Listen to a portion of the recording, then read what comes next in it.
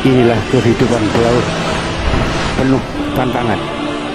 Ombak dan badai bukan halangan, tapi tantangan. Tantangan yang harus dihadapi, bukan dihindari. Apapun, destination port must be achieved. Tantangan merupakan makanan pelaut. Pelaut pantang menyerah. Pelaut menang. Halo, jumpa lagi dengan Lilin Tua. Ngobrol lagi. Acara 3 kali ini berturut-turut, 4 kali sekarang berturut-turut adalah cerita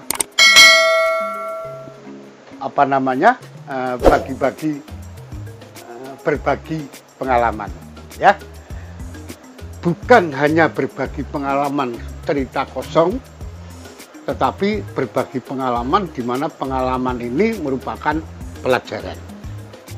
Dari 3 kali saya cerita kemarin, pengalaman saya kemarin, semuanya adalah pengalaman jelek yang saya lakukan sebagai Masinis 2 yang merupakan pelajaran untuk Anda semuanya. Jangan sampai kejadian itu terulang pada Anda. Kalau toh pamannya terulang, maka Anda sudah harus berantisipasi bagaimana cara mengatasinya berdasarkan cerita pengalaman yang saya ceritakan itu. Hari ini saya juga akan berbagi pengalaman tentang keadaan kejadian di Laut Tengah, Mediterania, ya, tepatnya di dekat Malta, Malta Island atau dekat Kreta, ya, yang akan menuju ke Tarusan Suez, menuju ke Port Said untuk ke Tarusan Suez, pulang.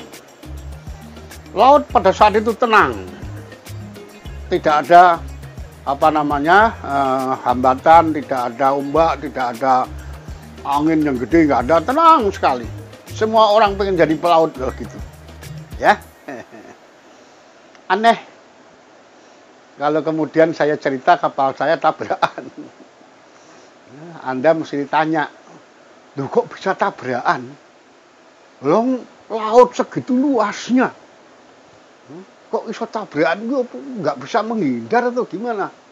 Ya, ada beberapa hal untuk yang para pemula, para yang belum tahu tentang kapal. Kapal itu massanya besar, ngerem nggak bisa seketika mandek. Kalau maju pun, kalau belok pun, yang belok bukan depannya, yang belok buritanya. Sana. Jadi kepintaran ini, keterampilan ini harus dikuasai oleh sopirnya kapal. Dalam hal ini para mualim, para officer di bawah komando semuanya nahkoda. Kalau orang mesin, termasuk saya, itu melayani apa-apa yang dibutuhkan oleh orang dek. Tidak ada alasan apapun bagi orang mesin untuk tidak melayani permintaan orang dek dalam kaitannya tupoksi, ya, tugas pokok dan fungsinya. Oke, kejadian ini lebih relevan sebenarnya kalau yang menceritakan orang dek, karena semuanya ini terjadi karena keterampilan, kemampuan, dan kebijaksanaan di atas sehingga terjadilah yang kayak gini. Namun saya akan menceritakan apa yang saya lakukan sebagai Masinis 2 pada saat kejadian itu, dan ini baik untuk bisa diteruskan nantinya kalau Anda ngalamin kayak demikian. Ya. Sekali lagi, lautnya tenang. Kejadiannya jam 4 pagi, musim panas. Sehingga sebetulnya sudah nggak gelap lagi. Sudah terontong-terontong itu. Ya. Hanya kalau di laut ya masih nampak lampu navigasi hijau dan merahnya nampak. Ya. Saya tidak berkompeten sekali lagi untuk menjelaskan yang di atas. Saya baru 5 menit serah terima dari petugas jaga 12.4. Saya dibantu oleh Mas Nis 5, Pak Ismail, kemudian dibantu oleh kadet.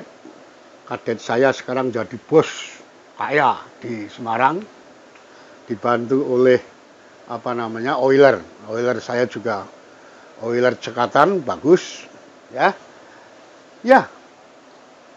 Jadi begitu udah serah terima, tim 12.4 sudah naik ke atas, tinggal tim saya 48. Belum sampai 5 menit, biasanya acara saya setelah serah terima, saya muter, ngecek semua permesinan. Dari mulai lantai atas, tahu saya ulang lagi, lantai atas, silinder kop, suhu gas buang, suhu air pendingin, turbo, minyak turbonya, kemudian cek suhu dan tekanan, udara bilas dari belakang, ya. Kemudian turun ke lantai 2, lihat silinder lubricator, tetesannya bagus enggak. Kemudian juga muter di lantai situ, ada lantai mesin es, ada lantai cooler, ada lantai tangki-tangki, ada tangki harian, tangki ini, semua saya cek.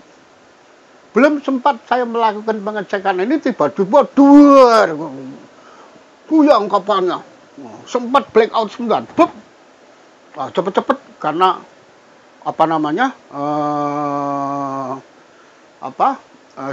main switchboardnya di belakang saya persis, langsung saya angkat naik kembali, nyala lagi. Semua pompa-pompa jalan, alarm bunyi, semua alarm sudah kita matiin, semua jalan normal lagi. Kaget kita.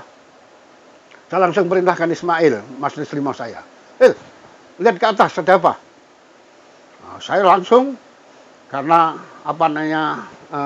refleksi atau reaksi orang mesin, saya langsung buka main air starting system dari botol angin. Botol angin kita buka, saya siap-siap di depan handle manuver bila mana ada sesuatu. Ternyata benar, Ismail turun bawah turun, bos tabrakan bos. Tabrakan. Oke. Kamu cek kamu cek tangki, bawa sounding. Ya. Adet juga demikian, cek keliling. Ada bocor enggak? Kalau ada bocor cepat segera kasih tahu kita. Ya. Karena ini kejadian tidak terlalu membahayakan untuk orang mesin, artinya situasinya bisa saya kendalikan sebagai mas jaga. Saya tidak ngasih tahu Bas. Tapi ternyata Bas sendiri sudah bangun. Ya karena getarannya gede. Bukan getaran ombak, getaran tabrakan. Jadi pas tabrakan dia tuh grok gitu. Rupanya habis nabrak tuh ngosok. Grot. Aneh bin ajaibnya, ternyata tidak ada perintah dari dek untuk nurunkan putaran ataupun berhenti. Jadi putaran tetap full speed 21 knot. Kapal saya 21 knot, Mas. Apalagi udahnya tenang lautnya. Nggak lama Bas turun. Geleng-geleng kepala. Tabrakan kok. Kenapa Bas? Iya, tabrakan. Ya tabrakan gimana? Ya, itulah. Saya sudah kasih tahu nahkoda, udah tahu kapten. Kep, berhenti Kep. Kemanusiaan ini harus berhenti. Mana dilihat di sana, dia kasih kode Morse. Belum ada GMDSS. Barangkali, stop.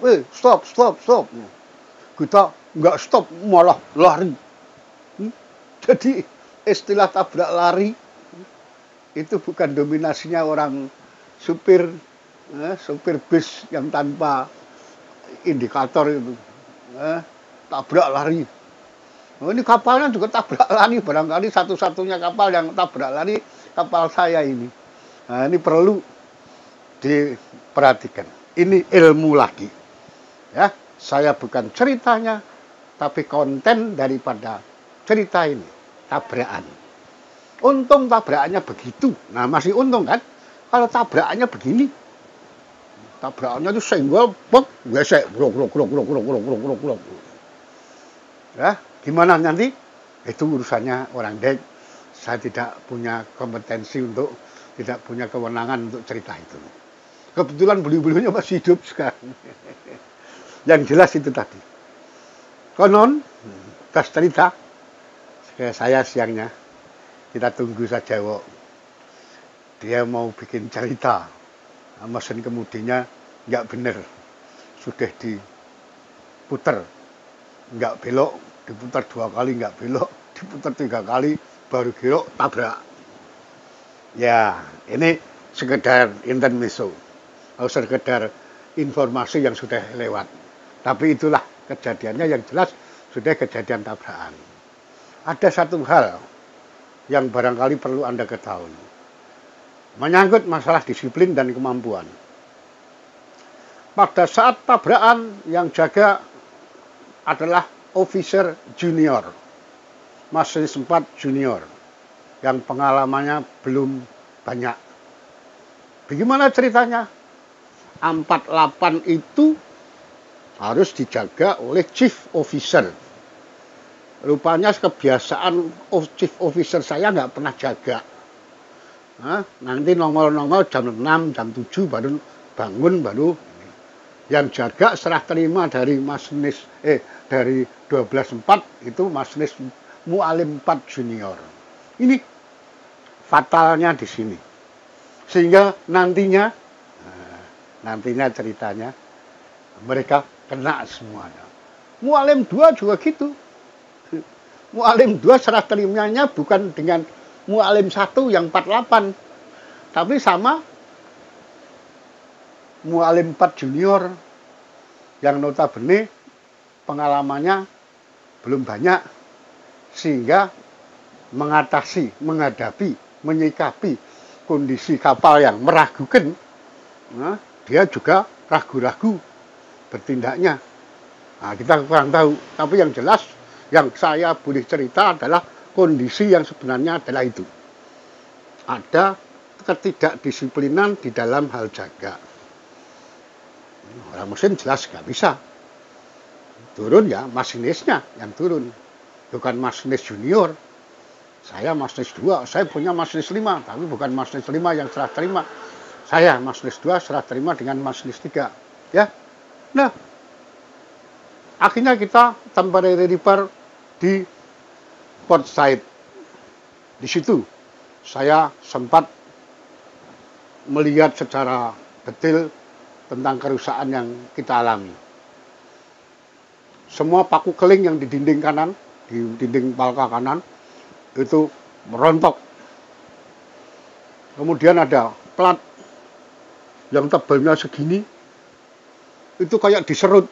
Anda barangkali tahu nyerut pensil, nah, itu serutannya, ini juga gitu. Terus, konon pada saat gesekan gini, itu keluar api. Untungnya, kita nggak punya muatan berbahaya. Untungnya bukan tanker, kalau tanker habis. Ya, ini masih untungnya. Yang kita tarik pelajaran adalah tabrakannya. Penyebab tabrakannya oleh faktor teknik atau faktor manusianya. Nah, kita simpulkan sendiri. Pada saat 6 hari di Port Said, beliau-beliau yang di dek selalu bilang, mana mungkin dia ngejar kita, orang dia yang salah. Nah, jadi kita cuma senyum, karena kita memang nggak tahu persis ceritanya gimana. Tapi yang jelas begitu kapal selesai, lewat Suez, lewat Laut Merah, kemudian Samudra India, pelabuhan pertama bukan Priok, tapi pelabuhan pertama Cigading. dari jauh kelihatan di kade banyak bule-bule di sana. Nah, kita juga berpikiran mungkin yang punya barang kali. Nah, begitu kapal sudah sandar, ternyata bule-bule itu orangnya kapal yang kita tabrak. Mungkin pengacaranya potret sana, potret sini, potret sana, potret sini. Dah, saya nggak tahu itu urusannya orang dek. Cuma yang saya tahu, Mualim 1 diturunkan, Mualim 2 diturunkan, Mualim 4 diturunkan. Ya, turunkan semua, nahkodanya diturunkan. Karena nahkodanya lulusan Jerman loh Mas.